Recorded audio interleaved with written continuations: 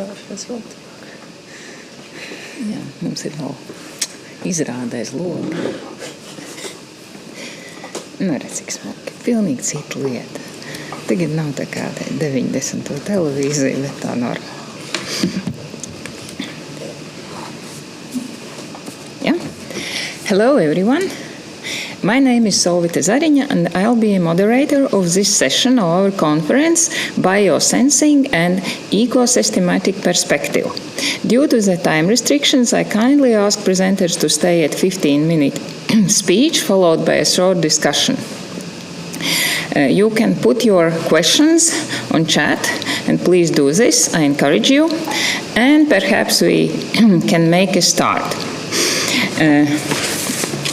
Our first speaker is Margarida MENDES with her presentation, The Aquatic Sensorium. And now I will read Margarida's short bio. She is a PhD candidate at the Center for Research Architecture, Goldsmiths, University of London. Her research explores the overlap between cybernetics, ecology, and experimental film, investigating the dynamic transformations of the environment and its impact on societal structures and cultural production. And Margarida, my colleagues from technical staff, is giving you the floor. Thank you. I'm going to share screen. Okay.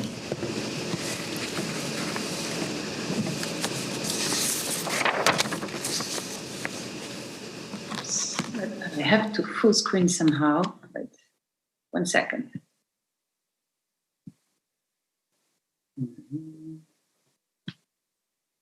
Okay.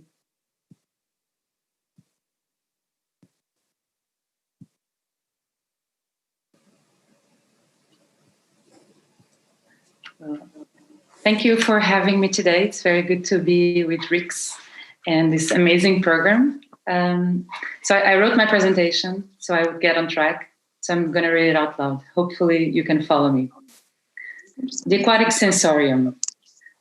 In this era of land exhaustion and acclaimed blue growth, nation-states are turning towards aquatic resources and developing governance strategies, legal and technological infrastructures that allow for ocean monitorization and marine resource extraction.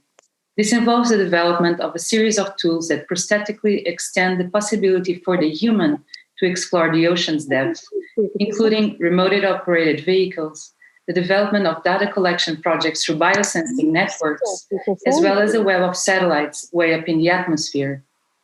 But exactly what kind of cybernetic sensibility and intersubjective perceptive space is being forwarded by these sensing technologies? And what kinds of ontological reconfigurations of the other than humans do they promote? The United Nations have declared the 2020s to be the decade of sustainable ocean science, setting goals to expand the economy towards the ocean sector through the investment in marine knowledge, spatial planning, maritime surveillance, and the development of jobs in the blue sector. This push towards blue economy has necessarily demanded the amphibian expansion of the technological human, whose infrastructural planning depends on hybrid biosensing networks.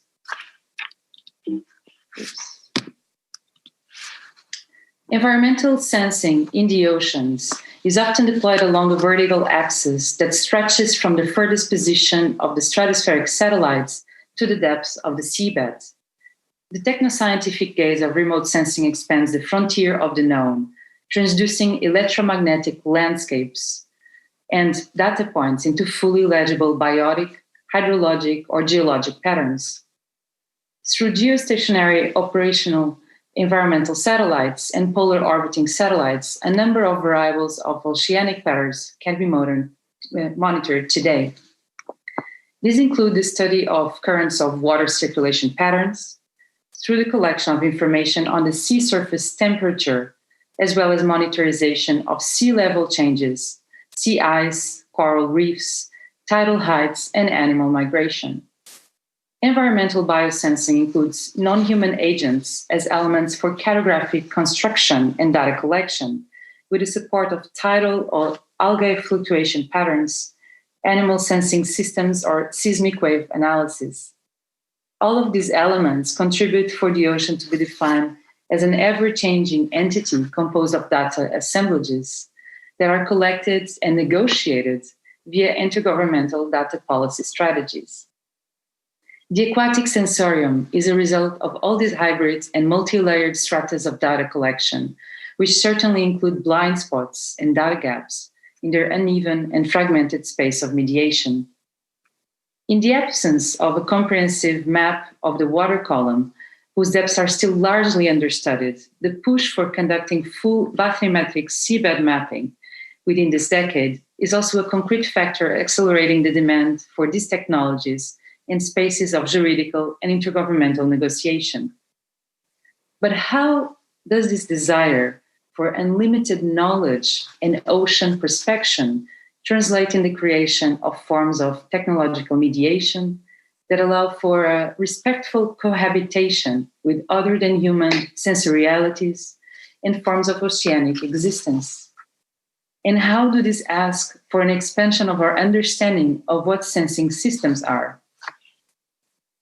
In recent oceanography, there is a desire to merge biotic and robotic forms of sensing inspired in nature morphology and animal behavior. Researchers across the world are developing different technologies for scientific use that better aid in the collection of samples and operations under pressurized conditions without harming the environment. Biologist David Gruber, whom I interview as part of Harvard University Wyss Institute for Biologically Inspired Engineering Research Center, which has developed numerous technological tools for oceanographic research. He happened to have found, or the turtle found him, this particular bioluminescent turtle, which is one of his areas of research, which he found next to the Solomon Islands. Among David Gruber's tools and inventions are the shark eye camera, a camera that sees like a shark, he says, developed after pondered study of a white shark eye, of which we knew very little about. Or another invention, squishy fingers, a soft robot with noodle-like fingers that helps handle soft jellyfish and allows for the sample of delicate corals. Gruber's eye perspectral camera, currently under development, is yet another fascinating tool. Inspired by turtle vision, this camera records a high level of spectral information in every pixel and data cube, just as satellites read forms of land use. Gruber is interested in how cameras function in correlation with the design of the human eye, but also the animal eye. He states that the camera looks at the eye as an apparatus, and that by studying the hardware of the eye, he manipulates the desired outcome of his cameras to capture the data he wants to collect. As a scientist, he is interested in how we can better describe species without killing them, saying that we go on crazy engineer backflips to try not to hurt the animal. He mentions that he's fascinated from time to time and space to take a whole different nuance down in the deep ocean, and that he wishes to see the world from the perspective of animals, as it is memorable how, quote, animals have invested in different forms of vision after many thousand years of surviving, end of quote. We may question how we situate the relation between engineering and evolution when we look at projects like Gruber's and speculate what the exploration of different sensing systems might bring about, aesthetically, technologically, politically. Biomimicry and the convergence between technological developments and different optic adaptation solutions from different animals conditioned to the aquatic milieu might reinforce the acknowledgement of the importance of different sensorial systems. Opening bionic paths for this science might also disclose unforeseen ways for monitoring ocean habitats, revealing hidden relations between creatures and their surroundings. These forms of technological and environmental biosensing have also extended to surveying into microplants and how they sense, and how different chemical and migratory patterns develop in the ocean. They have, for example, predicted the emergence of algal blooms, which you can see in the image, through the chromatic monitorization of ocean surface and the levels of phytoplankton. By using remote sensing technologies supported by space-based sensors such as LIDAR, it has been possible to survey the levels of chlorophyll concentration, allowing for the monitorization of plankton populations. This is a crucial operation, as the photosynthetic action of these minuscule entities that are the basis of the trophic chain, the food chain, leads to the absorption of a great deal of carbon dioxide near the ocean surface, sequestering excessive carbon dioxide from the atmosphere, which then sinks into the ocean. These microscopic oceanic entities are in fact ideal vehicles for activities of biosensing through a variety of applications. By registering the fluctuations in the fluorescent character of algae through the intervention of a laser light, one can also track differences in temperature, illumination, and chemical composition of the water. And by carrying compared readings, the algae end up being biological sensors for aquatic pollutants, reacting to changes in the temperature and the circulation of heavy metal ions, making the perfect allies for ecological monitoring of the aquatic environment. The data collected by these studies is further utilized for military defense programs in the detection of chemical and biological weapons, thus potentiating the wider militarization of the aquatic sensorium. Sensing from a distance. But how have these technological developments brought forward by the era of blue economy legitimated different ontological conceptualizations for the non-human and the debate around extractive action at sea today? Jennifer Debris' book, Environmental Sensing Technology and the Making of a Computational Planet, offers an interesting survey of how different environmental sensing technologies and citizen science programs. She analyzes how machines and animal agents interact, producing and reproducing milieus, questioning how we engage with these animal sensing networks and how they may shift our agency at different levels. She speaks of a, quote, becoming organismal of machines, end of quote, as she follows the global animal sensing network and inquires how the processes and overlaps between technological devices, agents, and networks generate social processes and data gaps. She also makes the point that environmental change has now become an informational problem and asks how we can develop methodological strategies and nexus out of these mapped events as, quote, computational sensor technologies become environmental to create new subjects of experience, end of quote. Proposing that the oceans have become sensor spaces due to current monitoring practices, Debris looks into particular processes of data generation, posing questions about interaction across different levels, exploring the potentiality of the ocean as a milieu of ontological, procedural, chemical interactions and dynamic continuum. Questioning how we address technoscientific objects and how these tools and sensing networks might lead us to new environmental best practices, Debris defends the position that hybrid forms of biosensing are the present and future of planetary planning. However, in my view, our argument fails to include jurisdictional interactions as a crucial layer of analysis that I think is mandatory if we want to consider the interscalar politics and forms of environmental sensing today. The legal aspect of technological interactions with data collection projects, surveillance systems, and scientific practices is formed at the same time as new technologies for ocean prospection are being designed. Hence, I would further add that a next relay of interscalar considerations on forms of environmental biosensing is crucial to expose. If one wants to understand the ontological framings and overlapping jurisdictions on current political and legal disputes at sea, and an articulation with other than humans. To address this problematic, it is necessary to take one step back, as we need forms of sensorial imagination as a means to understand the different ontological questions and points of view that tools for ocean literacy take as they are designed, while inciting different epistemic ruptures. Expanding the spectrum. Insufficient research on deep sea ecosystems means that this large part of a subaquatic planet lies still understudied. And even though it's the single largest ecosystem on the planet, bathymetric mapping has undoubtedly advanced in recent years. However, detailed information about deep sea geomorphology and ecosystems is almost inexistent due to the difficult and expensive access to technology and the seabed. The oceans constitute, as we know, 70% of the Earth's surface. And according to scarce bathymetric charts and numbers offered by NASA just recently, we only had about 15% of seabed covered. And this was with very low resolution. We're talking only on bathymetry. It is commonly said that we know more about the moon or Mars than about this part of our planet. Hence, in the ocean, the space of sensorial jurisprudence mediation is to inscribe the potential and freedoms of various forms of existence, while necessarily entailing projective exercises that account for the unknown, the understudied, and the limits of our knowledge. In this space, the, quote, Gabri's, becoming organismal of machines, end of quote, is as much an exercise of biomimicry and a simulation of behavior patterns through the means of technology and code, as it must preemptively include the space of what is unknown and undiscovered about other than human forms of sensing.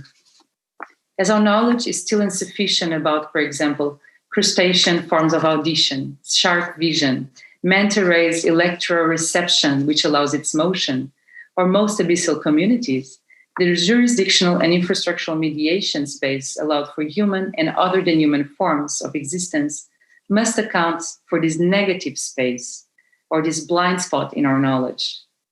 Just because we don't sense, it doesn't mean it's not there. Acknowledging this gap, coding and designing, taking into account the jurisgenerative action that must encompass this space to engage with an unknown context and futurity. In this time of alarming industrialization of nature, only through allowing the deconstruction of sensing hierarchies and speciesism may we lead to a fair reading of the intersubjective perceptive space between different forms of existence and account for hybrid forms of environmental biosensing that extend beyond the known limits of the body. Allowing for this space, either through ecological and technological best practices or through advocacy and jurisprudence, might alter how we conceptualize sensing cartographies, interactions, and ontological reconfigurations of other than humans and surrounding ecosystems. Thank you.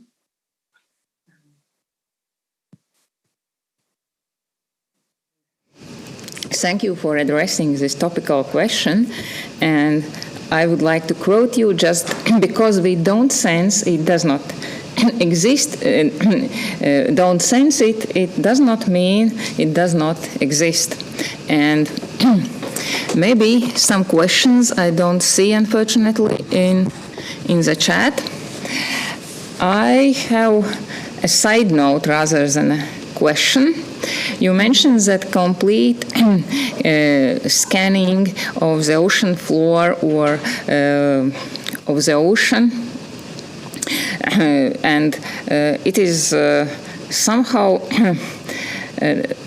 how it goes together from the viewpoint of possible resistance from governmental and business society about this thing, because we all know that there are undersea cable networks on this ocean floor and other things.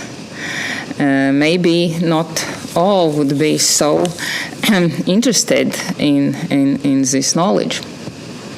When you speak about resistance, you speak from which point of view, so I understand?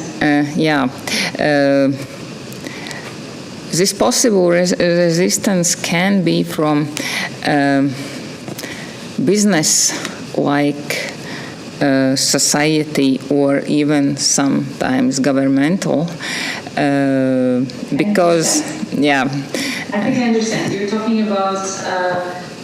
for example, if we go to Google Maps, we have different resolutions according to the politics of the terrain, etc. With seabed, we would have the same.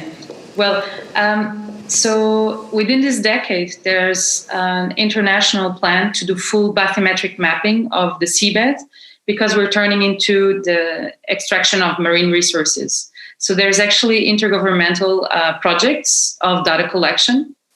They're not organized. They're, quite chaotic, actually. So it's very interesting to see this assemblage of, processes and negotiations. So I have to say it comes from top down, and it comes from corporations and from governments and from the mining industry, because they're looking at seabed mining, which is an area where I do a lot of activism. I'm sure there will be blind spots necessarily in terms of certain locations. What I can tell you, for example, is that one area that will not be mined, and I don't know how bathymetry is done that, is the Middle Passage in the Atlantic, where we know that slave trade took part. So they consider it an historical underwater monument. So ideas of sea as archiving and what we access and don't access are being negotiated now in the environmental humanities.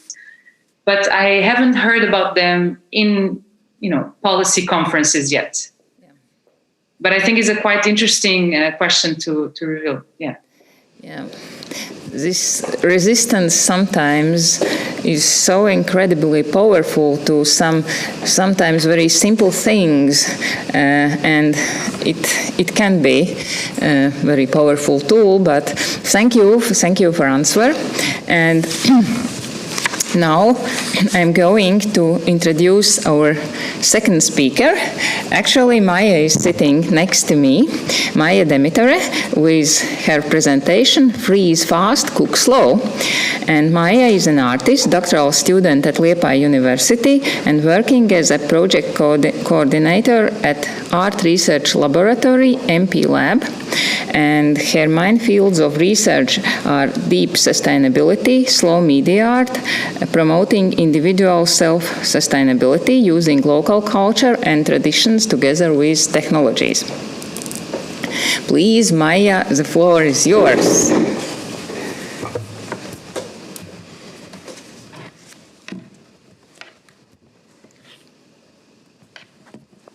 Can I start screen sharing?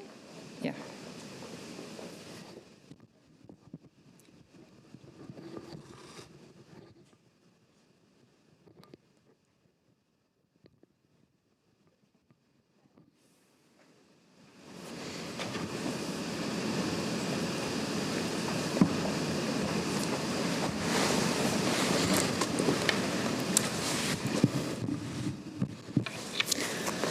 Hello. Hello. My name is Maija. I'm a doctoral student, and I'm doing my research in slow media art and deep sustainability as this idea that together they can create this overlapping field that should be the one where we all should live in.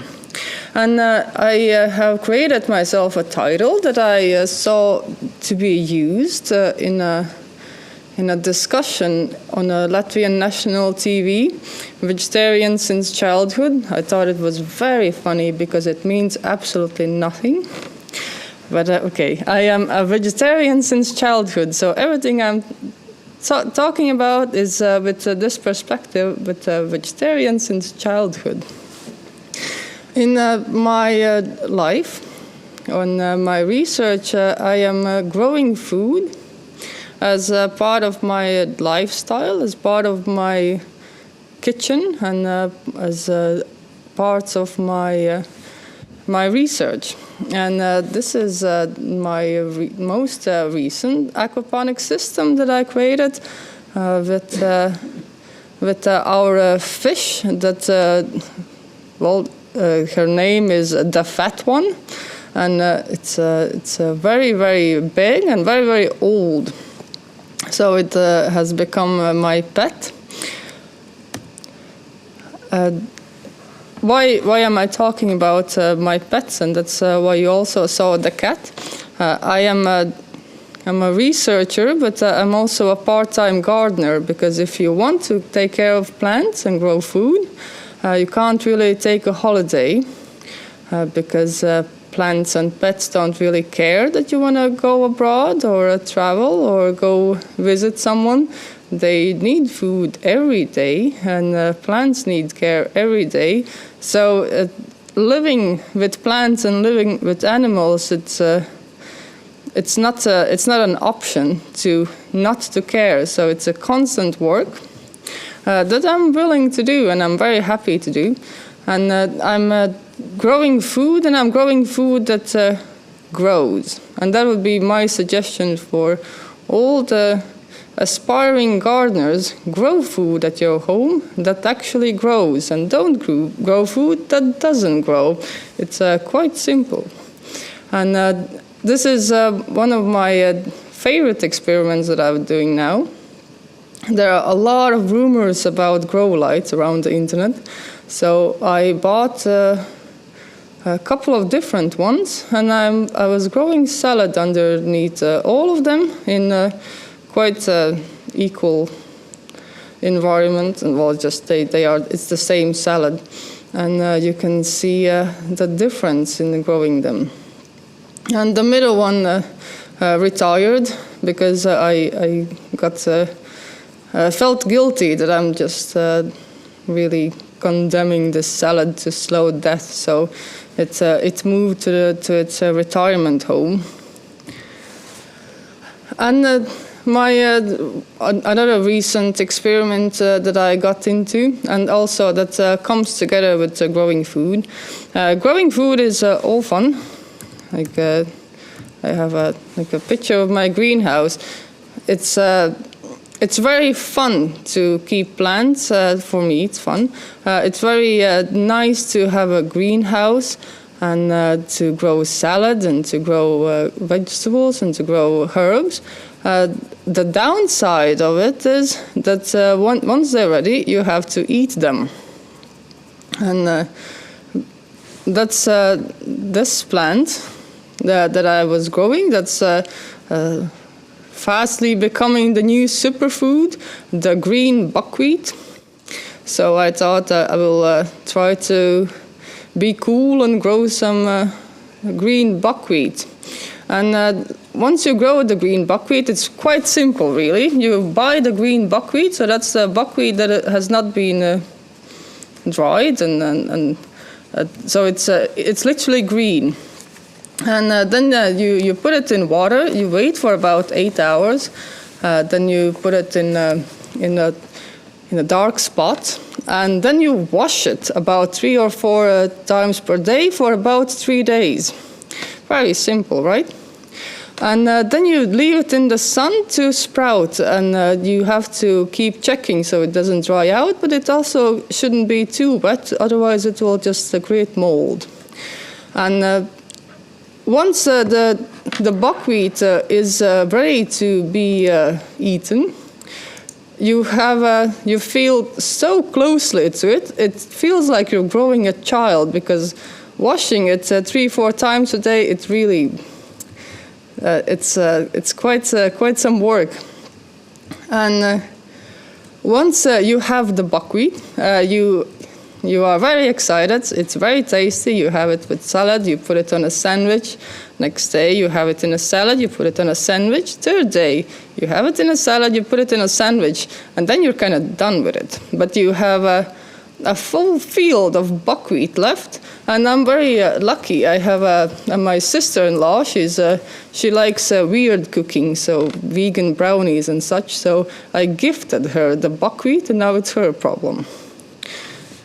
So, and once you're growing food that you can't gift away, I'm growing basil, thyme, rosemary, and every single box and every single bag in a house becomes your drying spot. So every dark shelf just becomes a place where to dry your herbs, because once they start growing, it's you can't eat them all, and it's very, very boring. And I have another pet. It's my kombucha. It's green. It's not green. It's red because I'm using red tea, but it doesn't really matter. I just like that it's pretty and red, and it tastes nice. And with the kombucha, it's a bit easier. It's not going to die, but it will just become vinegar. So now I also have a shelf full of kombucha vinegar, and there are a couple of things that you can do with it. For example, drink it as a healthy drink, add it to salads, or clean your bathroom. So that's something to consider, because kombucha is very easy to grow, and it's, I don't know, I usually forget to change the tea, so for me it's a kombucha vinegar. And so we are kind of approaching the part when I promised to speak about cooking and freezing. So for me, cooking is a very, very natural thing to do, because as I see it, you kind of dump some ingredients in a pot, wait a bit, and eat it, or jar it, or freeze it. But it's apparently not that easy for all people. So I have created a couple of recipes. So what to do with dill? If you're growing dill, dill is very easy to grow. I also grow it quite a lot. And then cut it in pieces and put it in a freezer. And you will have dill for a whole year. And it's quite nice to have dill with your salad during the winter. And as like a nice way, nice thing that I started to do recently is making my own ice cream. And it came from a problem that I discovered, that all the ice cream in a store will be very, very high calorie, and with ingredients that I don't really understand what are they doing there. I made a list of all the additives in a very, very basic yogurt ice cream. Some of them are not vegetarian. That's kind of also a side point here. And some of them are just so unnecessary. So I created my own lemon yogurt ice cream. And the ingredients are natural yogurt and lemon juice. And so I have a couple of others. Like pineapple tofu ice cream is definitely my favorite. And it consists of tofu and pineapple. And I have another one. And it's lemon avocado ice cream, and it consists of avocado, milk, and lemon juice. And with milk or milk, it's any milk that is closest to you. Oat milk for Latvians will be the one to choose. And to kind of counter this problem about buying pineapples and avocados, I also wanted to show you that I have my own pineapple garden. So every time I buy a pineapple, I will plant it, and they do grow. So just find a nice sunny and warm place for your pineapple head, and you can grow your own pineapples. And there's also my small avocado garden, because I don't really eat avocados. But I will start putting them in my ice creams. And avocados are also something that you can just have for in your ice cream, and then plant it. And hopefully, in enough care and in time, you will be able to grow your own pineapples and avocados. They really don't need that much. So I can, if I have time, I have 3 minutes. So I can tell you my tomato soup recipe that you can grow on your own. That is, dump some tomatoes in a pot and boil them until the tomato soup is thick enough, and add pepper, and if it's too sour, some baking soda. That also doubles to be some ketchup or tomato paste. It just depends on how long you are boiling. I really like to talk about recipes, but my recipes are all kind of under 5 ingredients, hopefully. And maybe you noticed I have stopped using sugar, because everything is milk and yogurt is sweet enough. So I encourage everyone to skip sugar once in a while, and you will notice that the taste does not change. And the same goes for most things. if you're using spicy ingredients, if you add vinegar to it, you don't really need salt. So I encourage you to experiment, and if you want to contact me about recipes, please do it. And I will stop with this. Thank you. Oh, thank you, Maija. I was so pleased sitting together. And why thank you? Thank you for sharing your personal story. On the one hand, it was like ready-to-go instruction for a good lifestyle, but I found it addressed questions to contemplate for everyone. And since I think it was complete and maybe not bothered by questions from my side presentation, and I have no questions in my chat. Oh no, I have. Yeah, from Daina Pupkevičite. I was gardening in my balcony this year, ended with 2-meter tall tomato plants and had to plant them outside in a communal garden, and some smile. Very, very nice, because I asked any other quick personal stories to share with Maija about micro gardening, and this was one of them. Maybe I hesitate, but on the other hand, I went to question Maija about this a little bit practical side, because I feel it is all good for private detached house or cottage, but it could be a bit difficult for apartment, as we heard from Daina as well, because balcony is a very small space. Well, I started my speech with saying that grow plants that grow. So choosing a tomato, you have to read carefully how tall the tomato will be. And you can find tomato plants that are 30 centimeters, 60 centimeters, and 2 and 4 meters, because a big tomato plant wants to grow into a proper bush-like plant. But I really like growing tomatoes, because tomatoes are they are so carefully bred that you can find your perfect size tomato for the space you have. And those tomato seeds, especially like marked for easy growing, they want to grow. So you can completely abandon the plant and it will just eat itself out, but will give you some fruit. It looks horrible and it's a bit torture. But if you want to start growing something, start with like a nice expensive seed of a tomato plant. Oh, okay. Thank you. But I still was amazed about tomato who was brave enough to grow big. Yeah. Thank you very much.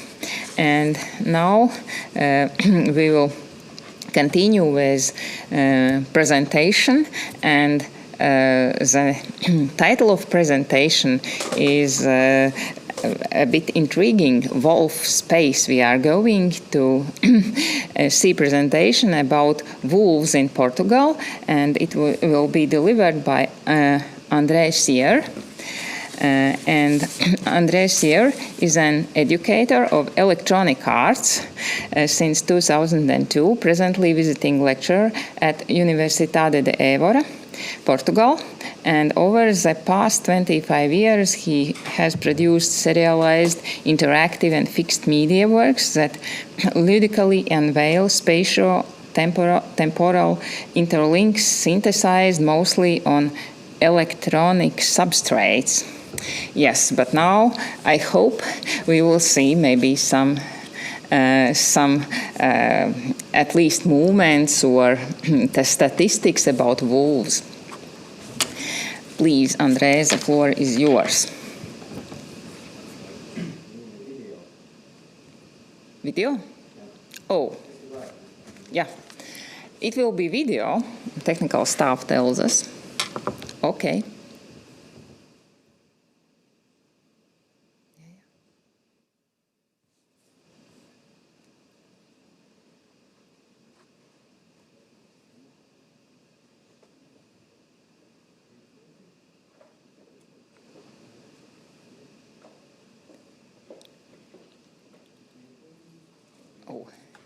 There is a technical, very short pause, but we are waiting for wolves. Of course, you can read the title.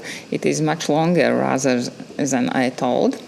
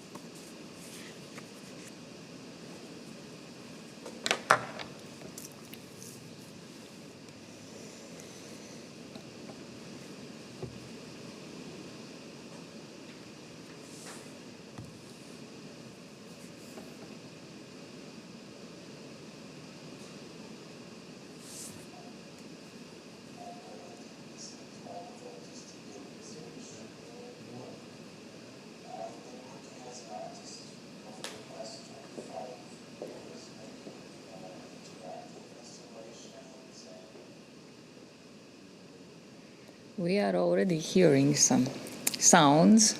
Hopefully it will start soon. Okay.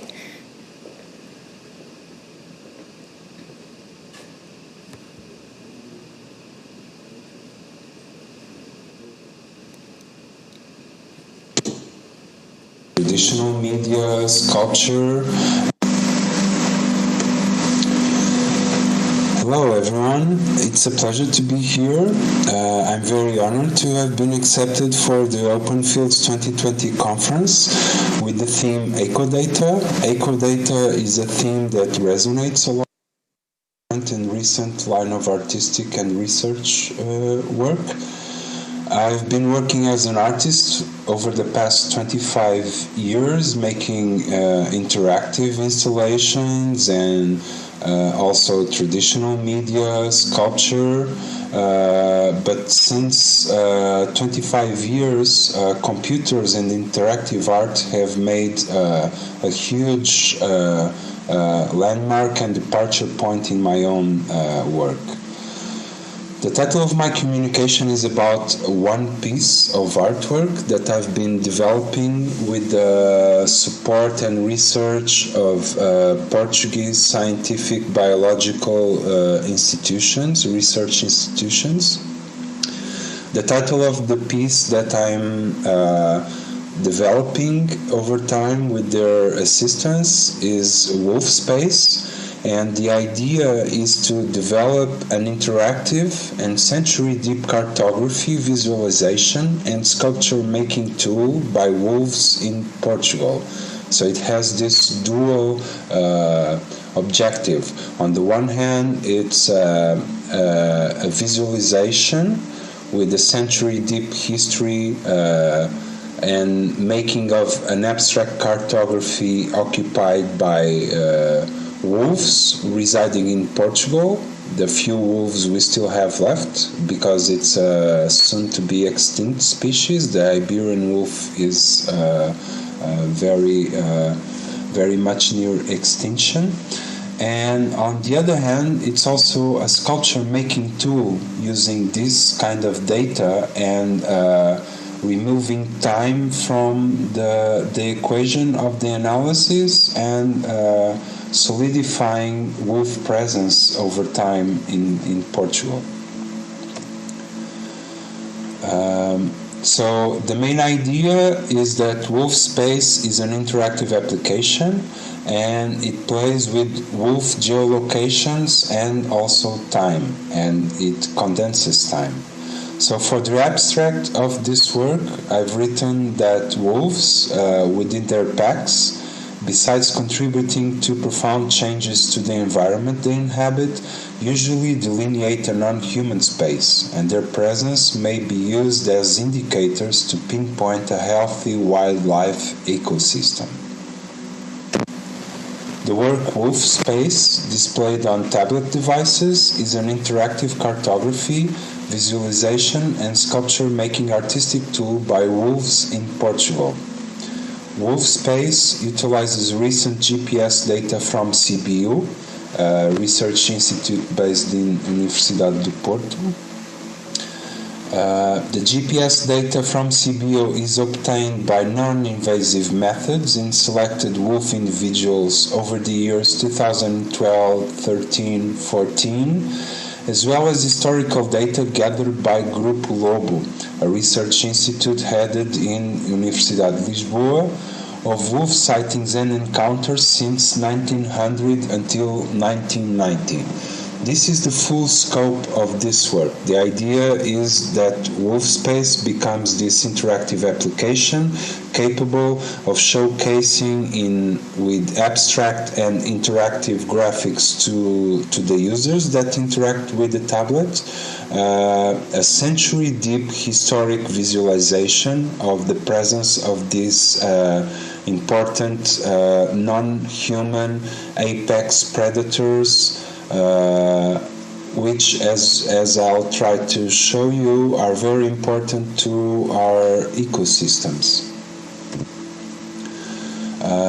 The work accumulates historic data and instant movements by elements from the population of Iberian wolves on Portuguese territory over time, providing both an instant three-dimensional cartographic sculpture and an historical interactive background view century deep. Hello everyone, this is an artwork that I usually showcase deployed on an interactive tablet device that people can interact with. They can touch and pan or pinch to zoom or shift the time and select the time span period they want to focus on. And the idea is to develop an immersive visualization of the data provided by the wolves that the research scientists are very keen on exploring to try to find out wolf patterns over time in Portugal, which is really important to study. And usually the interactive application is accompanied with 3D printed or fabricated sculptures, either by the piece itself, either by WolfSpace, or from another series entitled Wolf Totems that I've been developing that are present in a video game called Wolfen.com, which is very relevant for the research. And why wolves? Well, since 2011-ish, I've been developing a new series. My work usually revolves around expanding series or themes, and I've been developing a new series entitled Wolfen.com. And this series, Wolfen.com, is a creative combination of animality and cyberspace. And the idea is to create interactive devices or physical, tangible pieces in different kinds of media that resonate around the themes of a creative combination between animality and cyberspace. And I've been focusing around wolves mainly because I've started with mythological beasts like this Draco piece that I have here, where the users are invited to interact with a camera projection, and by making flying gestures they can control an abstract dragon or a winged phoenix that has different kinds of mechanics. But I was having this artistic feeling or connection that I should try to engage a mythological animal as well, or mythological animality presence that would also resonate with the tangible reality within the human space. Instead of just focusing on mythological, probably unheard of or impossible beasts, I wanted to focus on real live beasts with this mythological character. So this is one very important aspect why I started to focus around wolves. And after some research, I've discovered that wolves, besides being a predator and the apex predator of the forest ecosystem, usually their presence indicates that you can have a very healthy, biodiverse ecosystem, because usually they are unlike human beings. They do not plunder resources or exhaust. They promote this harmonious nature with the biodiversity present in the ecosystems they inhabit, of which, for instance, the recent Yellowstone wolf reintroduction Poetics that took place mid-90s gave rise to changing the course of rivers or increasing the biodiversity of Yellowstone Park, providing it with a new life that it didn't have because humans had removed wolves from its premises. So besides all these important ideas, the main idea is that the wolf is a very enigmatic non-human, on the one hand a predator, and on the other hand it was the first human pet since the dawn of human times. It was the first beast that accompanied man while he was hunting for dinosaurs and the early cave paintings. It's the first depicted animal accompanying humans throughout hunts for food, for nourishing of the human population. But in those days, usually the ecosystem was very different from what it is nowadays. Nowadays, wolf is becoming very extinct, so wolf has been a highly important artistic objective in my line of research. So in order to prosecute those objectives, I developed a video game entitled Wolfen.com that people could play on a network interface. You have two players that can sit on top of metallic wolves, and they can interact with the ears of the metallic sculptures, and by interacting with the ears you control the position of your wolf avatar among the game space. And the idea is that you develop this kind of human-animal relationship with this game. I'm briefly going to show you an excerpt.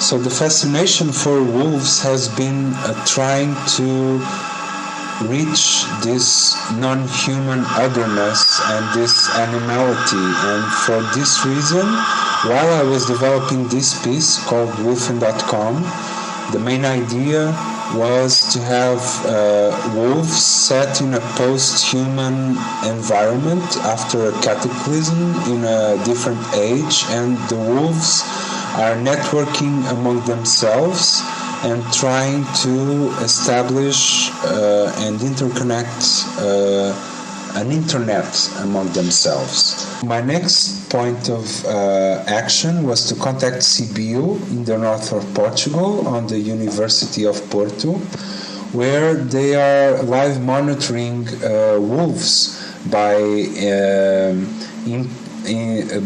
attaching a GPS necklace to their collars after they are properly sedated, of course, and at that exact timestamp that we want to visualize. And also another objective is to build an artistic piece immersing the visualization of real wolves without sharing their real locations, in order to visualize and have this abstract architecture that living animals have in nature, particularly wolves, since they are the apex predators of the forest ecosystems and also the apex predators that we have in Portugal. I'm going to showcase you a bit what I've worked on, and this is the piece Wolf Space running, the first version of it. And as you can see, we have different colors. Each color represents a different wolf that is GPS tracked, and I simply accumulate all the points of the tracked wolves and make this interactive sculpting environment where people can touch the interface screen and move and observe, zoom in, zoom out. And also the piece also constructs a real-time, runtime visualization of the wolf presence. For instance, if you notice here on the bottom of the video for the animation, we have the current time that the piece is currently traversing into. Here is a bit more visible on a second video. So we are in the year 2013. And as we progress through time, different particles of the wolves will be scattered throughout the landscapes. So I hope you have enjoyed this presentation, and I wish to thank you very much. And this was my communication, Wolf Space Interactive Sensory Deep Cartography Visualization and Sculpting Making Tool by Wolves in Portugal. Thank you. Presentation in video about wolves, and since we have not good presenter here, I will go to the next presenter with Oscillum project, and it will be Mateo Pizzolante. I hope, Matteo, you are here rather than in video only. Are you?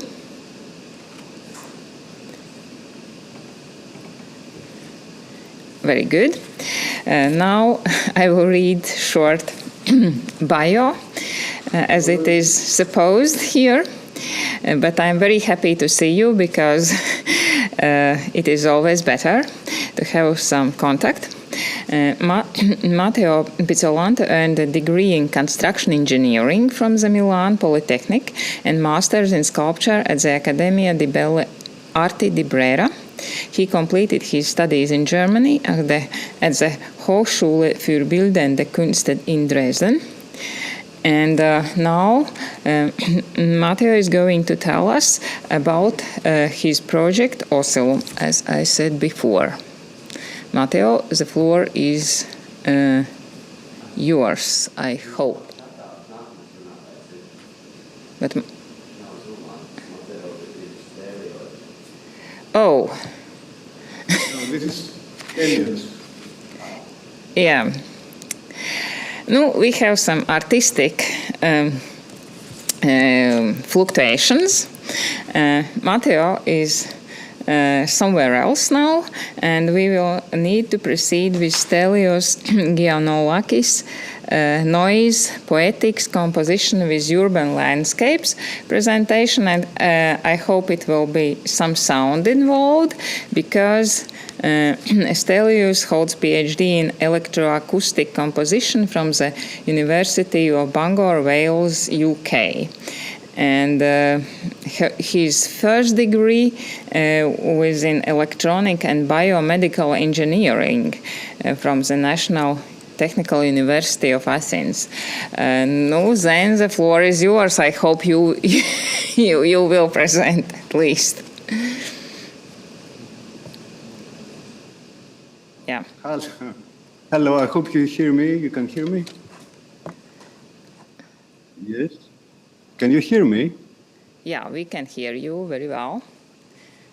So, hello. I'll try to start.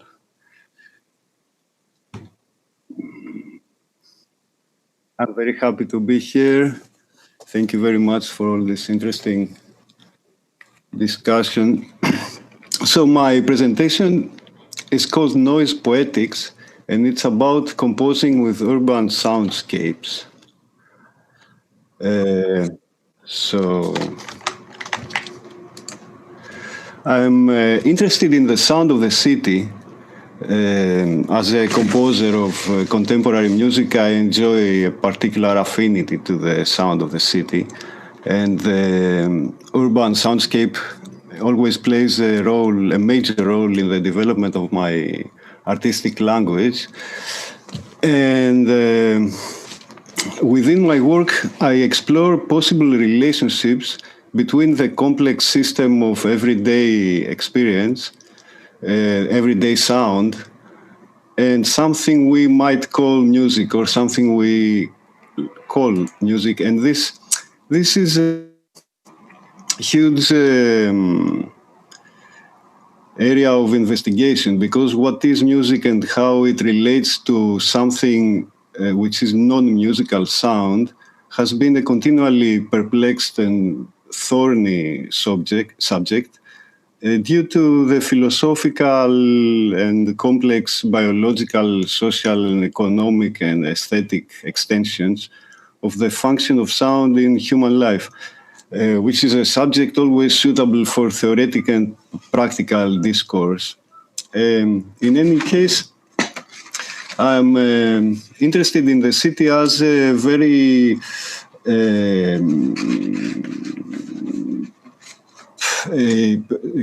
rich source of material and a pool of developing aesthetics, and also as a place for to get inspired for models of compositional approach.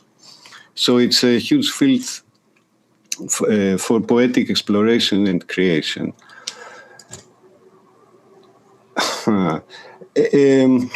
One very important thing here in this discussion is the potential to appreciate complex, chaotic, and possibly disturbing sounds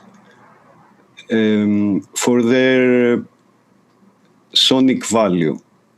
And in this way, embrace any sound as medium for art. So to speak, develop a noise aesthetic. Thank you very much. This has a very long historical background with years of conditioning, because since the 18th century, due to developments, urbanization, war, industrial revolution, what have you, Luigi Russolo, Dada, Surrealism, all sorts of works trying to incorporate this new sound reality. And, the pioneers of thinking to the technically involved academia, the idea of the sound object and its manipulation in time and space. On the other hand, there is a very interesting aspect of noise that has a lot to do with the function of hearing.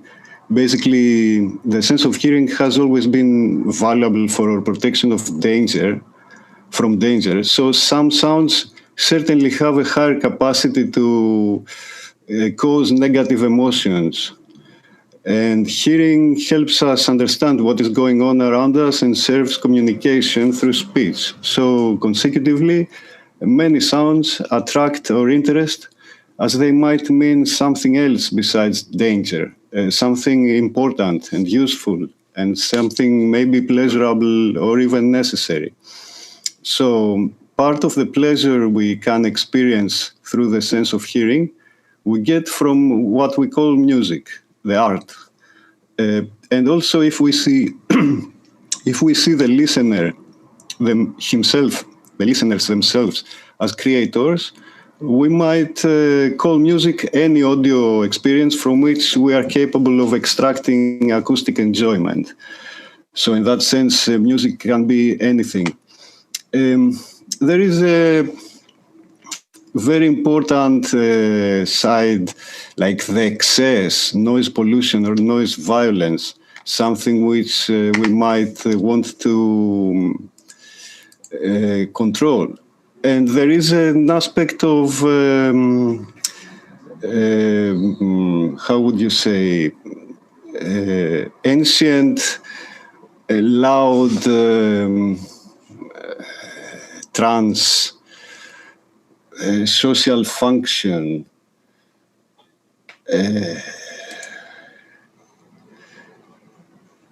touching the divine.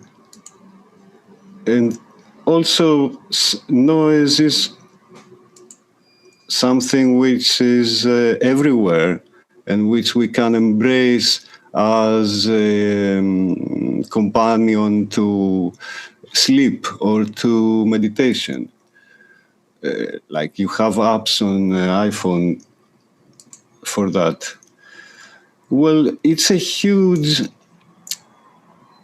ecosystem, from the godfather of ear bleeding to demolition as part of a performance.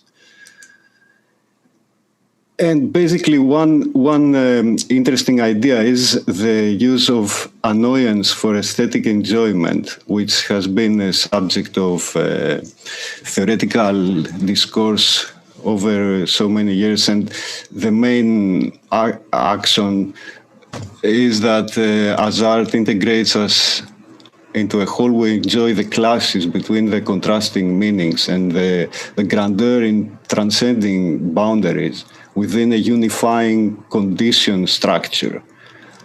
This dimension of sonic edge.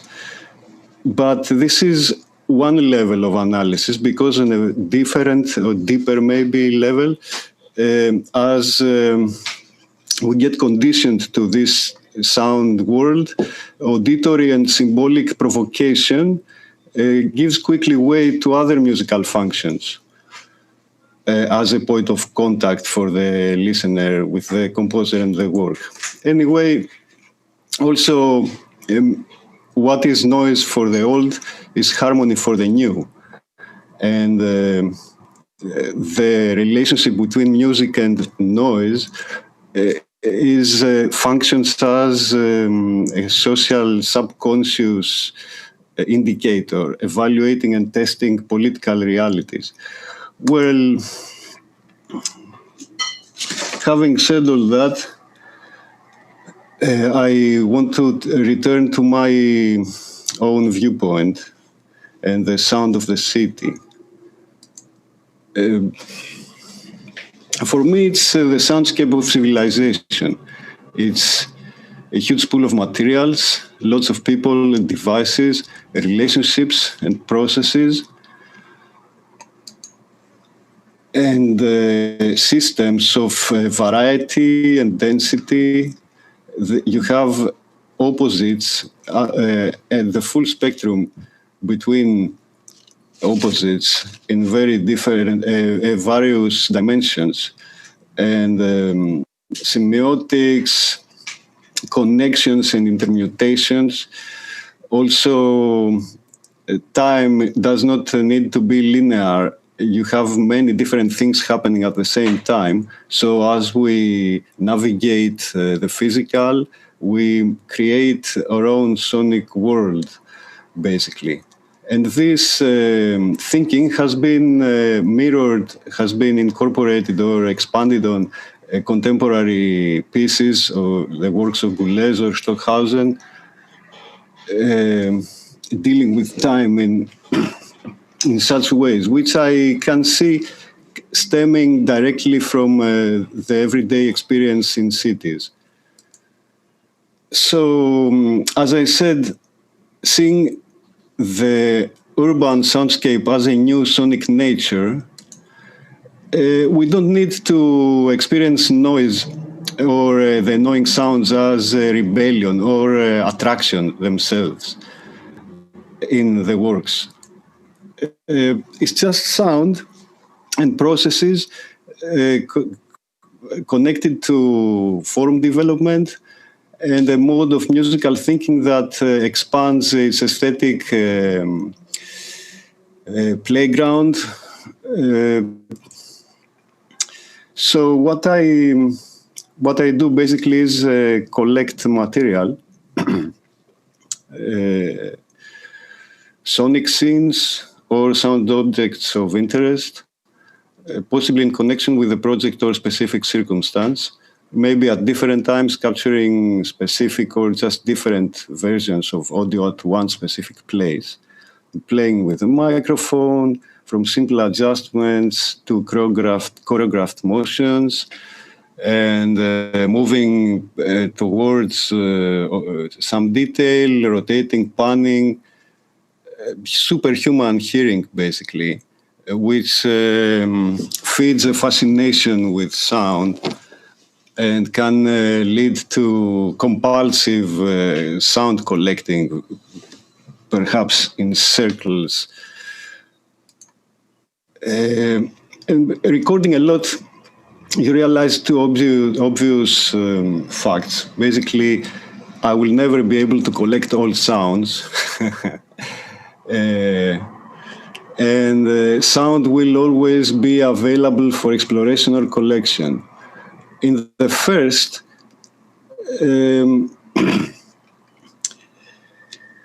I have to reconcile with the fact that lots of interesting things, or a very part of my experience as I live my life, is interesting sound. I don't have to get all that.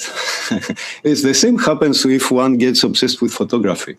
And the sound will always be available, so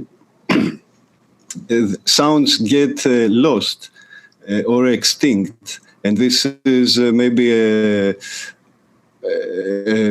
interesting to conserve certain sounds, especially as technologies get obsolete.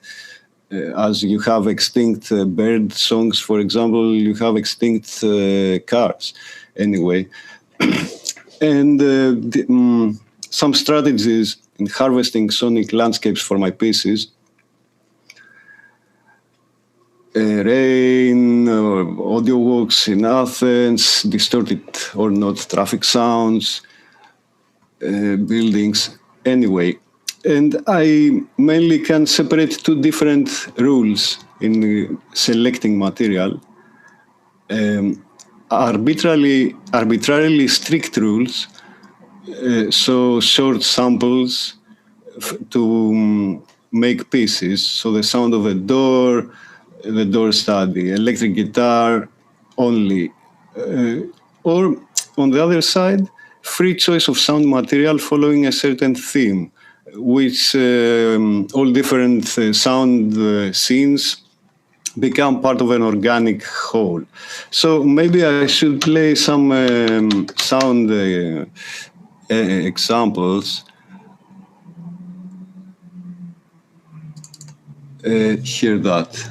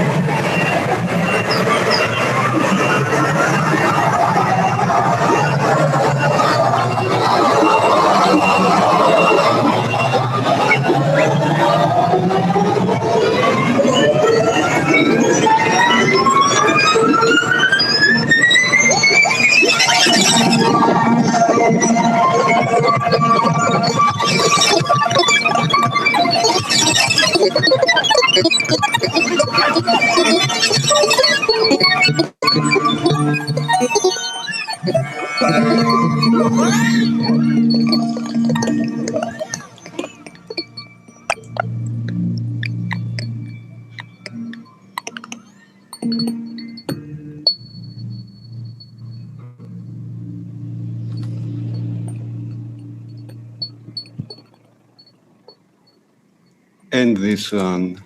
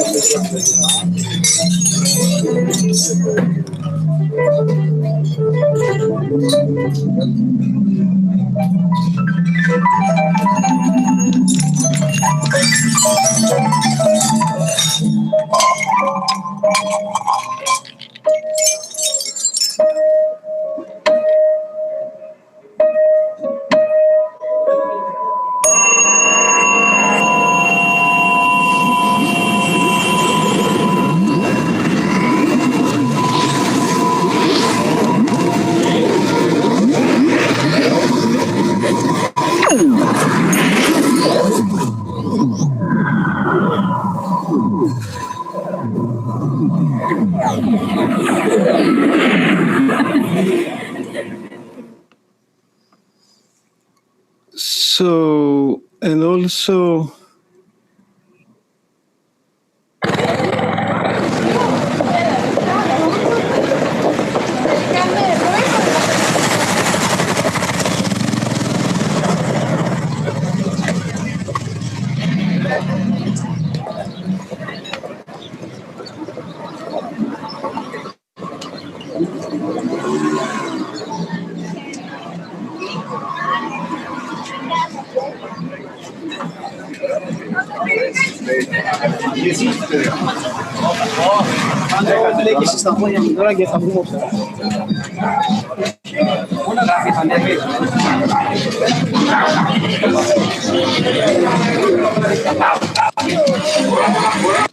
so yes, let me stop here and continue a little bit more because I get a couple of very interesting questions.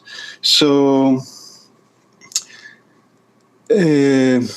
first, this is a small catalog of the types of material I might find. Well, I record a lot and I try to record stuff that interests me so I can work happily a long time. And basically, it's everything that you might find in the city, from machines and the like to interactions and speech, random recorded or live music, the whole biophony and geophony of the city. And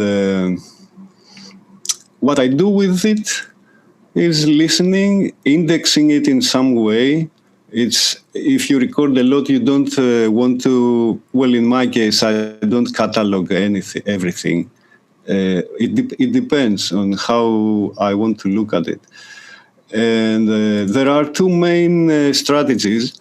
One is use the unprocessed sound with selections, cutting, juxtaposition, mixing, managing time, and the connotations that come with recognizable material and any emergent myth. And also, at the same time, be able to transform all sound as much as I want, smoothly or abruptly, driving them to abstract in sense. And that is to feed the imagination in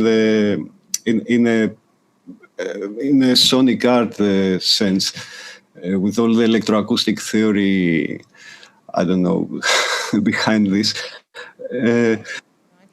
I have to interrupt you. We are running out of the time. Despite of your amazing sound samples, I have to interrupt you, and you have got a lot of questions. Yeah, thank you. We see some other stuff.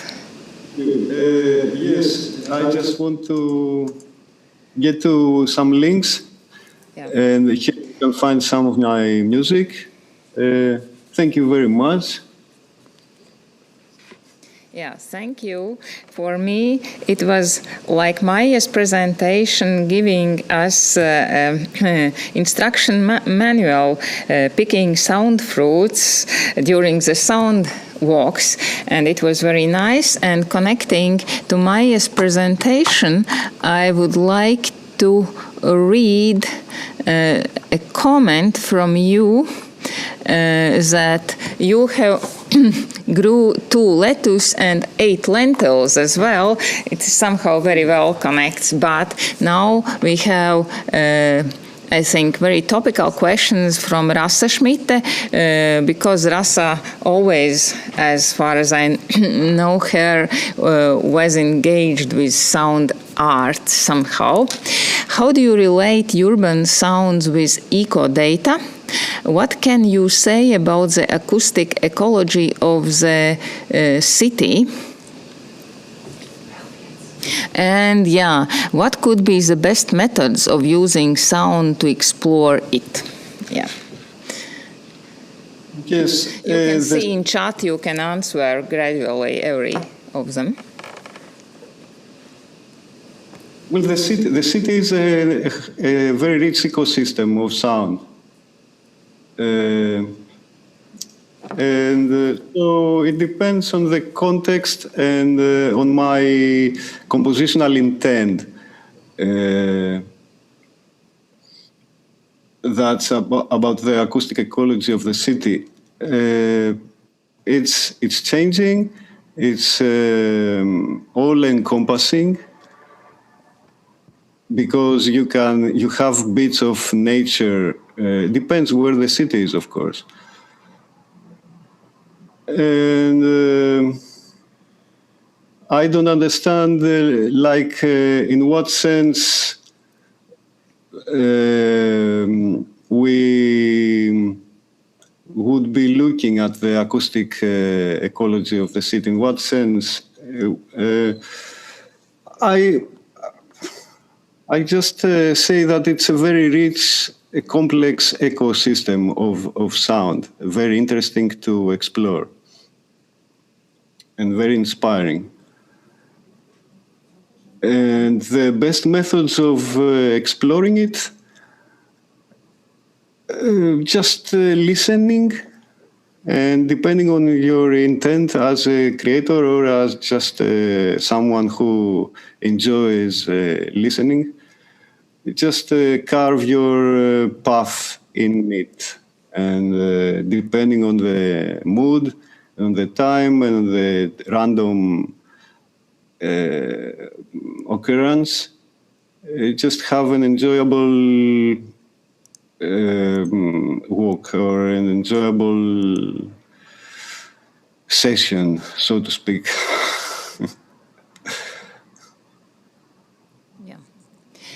Thank you. We have a small amount of time for one more question, and it is from Sarah. Do you follow any system of rules about how you treat the found sounds? Of course, Sarah, also thanks for your presentation as well. Thank you very much. The rules depend on the subject of the piece. There are some cases where the sound material itself inspires me or leads me towards an approach. In other cases, I have a subject in mind and a special sort of compositional intent, and I choose the sounds that I like. It's like cooking a little bit. You might have a certain recipe in your head and try to find what you need and forage a little bit to make it more interesting. Or you might find something really interesting as an ingredient and then build a whole plate around that. The same with sound.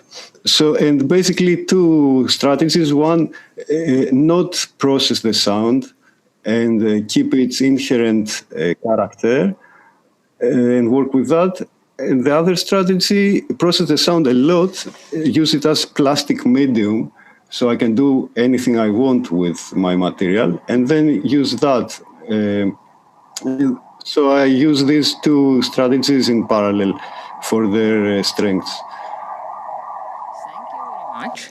And with this, I want to finish our session. No, it's too late, sorry. It is impossible in 3 minutes to do anything. We have only 3 minutes left.